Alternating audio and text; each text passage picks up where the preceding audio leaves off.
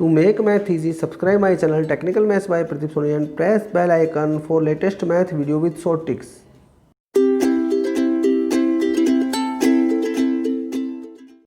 Hello everyone, कैसे हो सभी। आज के इस वीडियो में आप सभी का स्वागत है। Question number 85 additional question bank correlation regression. बिल्कुल सिंपल मेथड से इन क्वेश्चंस को समझते हैं। In case of employed persons age and income correlation is. बिल्कुल इजी क्वेश्चन है, इसको मैं एक्सप्लेन कर रहा हूँ। अगर दो वेरिएबल हैं वो अगर सेम डायरेक्शन में मूव होते हैं, if two variable move in the same direction and increase और डिक्रीज, चाहे वो इंक्रीज हो चाहे वो डिक्रीज हो। अगर दो वेरिएबल हैं वो सेम डायरेक्शन में या तो इंक्रीज हो या क्या हो डिक्रीज, तो उस कंडीशन में उन दोनों वेरिएबल के बीच में पॉजिटिव कोरिलेशन होता है। Positive correlation, okay. इफ एक वेरिएबल में हमेशा इंक्रीज हो और दूसरे वेरिएबल में हमेशा कमी हो, डिक्रीज हो, या फर्स्ट वेरिएबल जो है वो डिक्रीज हो, सेकंड वेरिएबल जो है इंक्रीज हो, इसका मतलब इनकी डायरेक्शन अपोजिट डायरेक्शन है। इसको हम बोल सकते हैं same direction. Same direction, okay. Same direction में टू वेरिएबल्स है, ये है अपोजिट डायरेक्शन।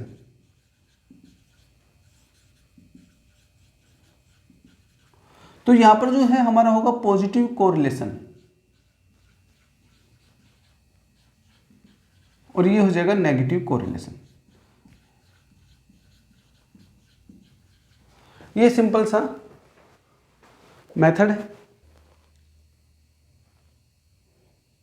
ठीक है। अब क्वेश्चन नंबर 85 को समझते हैं। क्वेश्चन नंबर 85 में कह रहा है in case of employed persons age and income. Age and income, किसी एक पर्टिकुलर जॉब पर या पर्टिकुलर पोस्ट पे किसी पर्सन की एज अगर बढ़ती है तो उसका इंक्रीमेंट बढ़ेगा, और उसका इंक्रीमेंट बढ़ेगा तो उसकी इनकम भी बढ़ेगी। तो इसका मतलब एज और इनकम दोनों ही इंक्रीज होंगी। एज बढ़ने के साथ साथ इनकम भी क्या होगी, इंक्रीज होगी।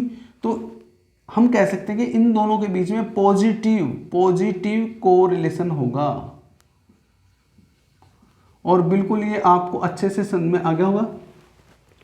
तो आपके क्वेश्चन नंबर 85 का जो आंसर होगा वो होगा पॉजिटिव कोरिलेशन।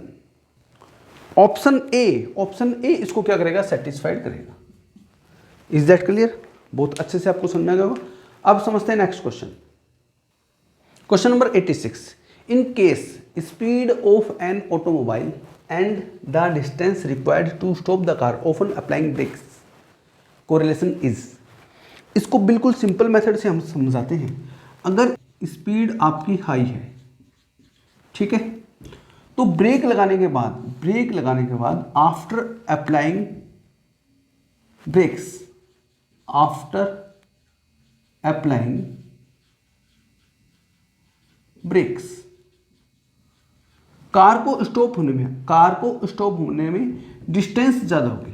डिस्टेंस भी क्या होगी, ज़्यादा। अगर स्पीड कम है तो डिस्टेंस, थोड़ी सी डिस्टेंस पे ही कार जो है ब्रेक लगाने के बाद रुक जाएगी। मान लो स्पीड कम है तो थोड़ी सी डिस्टेंस के बाद ही कार क्या हो जाएगी, स्टॉप हो जाएगी।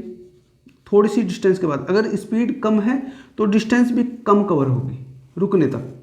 अगर स्पीड काफ़ी ज़्यादा है तो ब्रेक लगाने के बाद रुकने तक जो है कार डिस्टेंस ज़्यादा कवर करेगी। तो दोनों ही जो है सेम डायरेक्शन में है। इसका मतलब इसका आंसर हो जाएगा दोनों के बीच में पॉजिटिव कोरिलेशन है।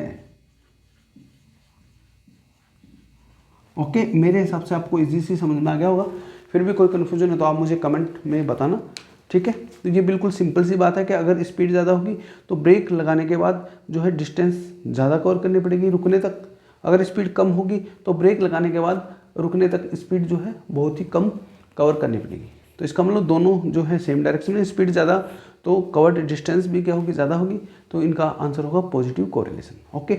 और आप जानते हो कि अगर सेम डायरेक्शन में टू वेरिएबल्स हों तो उनके बीच में पॉजिटिव कोरिलेशन होता है। Question number 87 in case sale of woollen garments and day temperature ये बिल्कुल सिंपल है। अगर डे टेम्परेचर हाई होगा तो इसका मतलब गर्मी ज़्यादा होगी, तो वुलन गारमेंट्स की जो सेल है वो डिक्रीज होगी।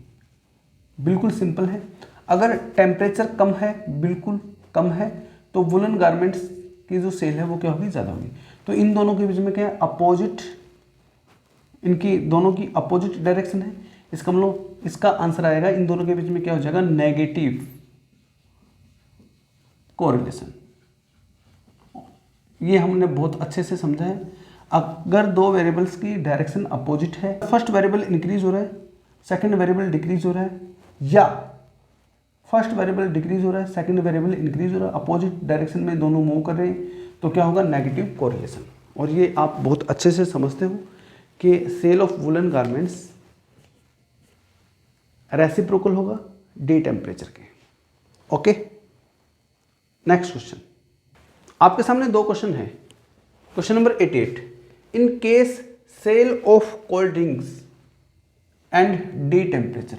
ये बिल्कुल सिंपल सी बात है। अगर डे टेम्परेचर ज़्यादा होगा तो कोल्ड ड्रिंक्स की सेल भी ज़्यादा होगी, ठीक है ना, क्योंकि गर्मियों में कोल्ड ड्रिंक्स की जो सेल है वो ज़्यादा होती है, ठीक है। अगर डे टेम्परेचर कम होगा तो कोल्ड ड्रिंक्स की सेल भी क्या होगी, कम होगी। इसका मतलब इन दोनों वेरिएबल्स का जो मूवमेंट है वो सेम डायरेक्शन में है। तो क्वेश्चन नंबर 88 का आंसर आएगा positive correlation, positive correlation. Okay, in case of production and price unit. देखो, अगर आपका प्रोडक्शन ज़्यादा होगा, प्रोडक्शन क्या होगा, ज़्यादा होगा, तो प्राइस पर यूनिट जो है आपकी कम होगी। ये एक दूसरे के क्या है, अपोजिट है। इनमें जो मूवमेंट है वो अपोजिट डायरेक्शन में है। इसका मतलब यहाँ पर इन दोनों के बीच में जो रिलेशन होगा, कोरिलेशन होगा, वो होगा नेगेटिव कोरिलेशन।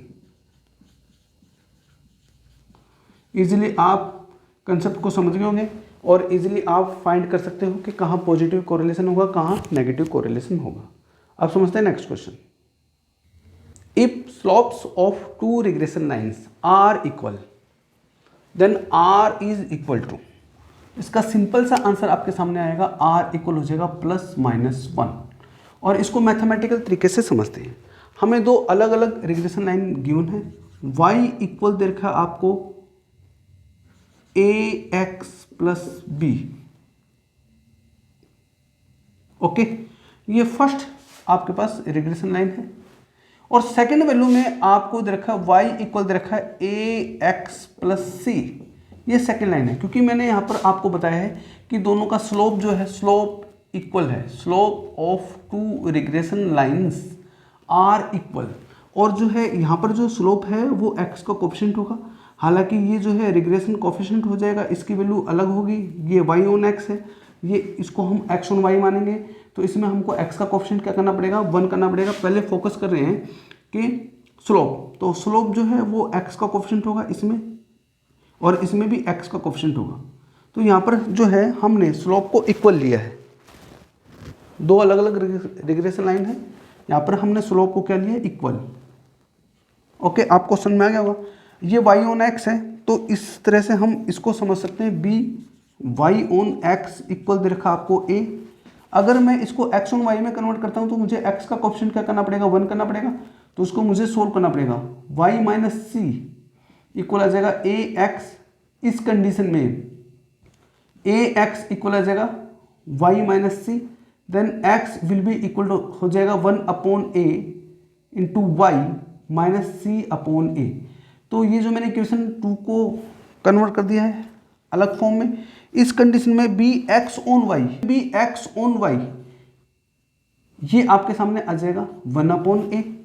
ओके, तो अब हम समझते हैं, इजीली फॉर्मूले को फॉलो करते हैं। आपके पास जो रिग्रेशन कोफिशिएंट और कोरिलेशन कोफिशिएंट के बीच में फॉर्मूला है, वो फॉर्मूला है r² होता है by/x इंटू bx/y। ये आपका मेन फॉर्मूला है। कोरिलेशन कोफिशिएंट और रिग्रेशन कोफिशिएंट के बीच में ये फॉर्मूला है। अब हम यहाँ पर दोनों वैल्यू रख देते हैं। by/x की जब मैं वैल्यू रखता हूँ तो r² की वैल्यू हमारे सामने आ जाती है, r² की वैल्यू हो जाती है a इंटू, और bx/y की वैल्यू है 1/a। इस कंडीशन में आर स्क्वायर की वैल्यू आपके पास आ जाती है 1।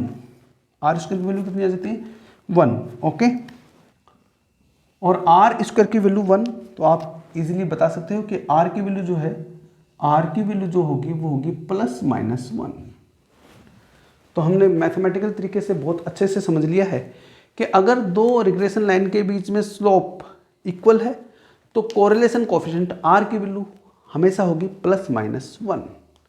तो उम्मीद करता हूँ ये क्वेश्चन भी आपको अच्छे से समझ में आया होगा। तो उम्मीद करता हूँ इस वीडियो में आपने बहुत ही अच्छे से समझा होगा।